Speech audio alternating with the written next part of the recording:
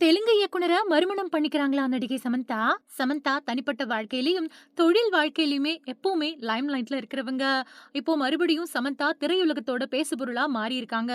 தென்னிந்திய சினிமாவுல முன்னணி நடிகையா வலம் வரக்கூடிய நடிகை சமந்தா, நடிகர் நாக சைத்தன்யாவ கல்யாணம் பண்ணி அதுக்கு பின்னாடி விவாகரத்து வாங்கிட்டாங்க. மயோசிடிஸ் நோயிலிருந்து மீண்டு வந்த சமந்தா மறுபடியும் சினிமாவுல கவனம் செலுத்துறாங்க. இப்போ ராஜ்நிதி மூர் கூட காதல்ல விழுந்திருக்கிறதா கிசுகிசுக்கப்படுது. காதலர் தினத்துல அவங்க வெளியிட்ட பதிவு கிசுகிசுக்களுக்கு வலு சேர்த்தது. தி ஃபேமிலி மேன் படத்தை இயக்குன இயக்குனர் தான் ராஜ்நிதி மோரு.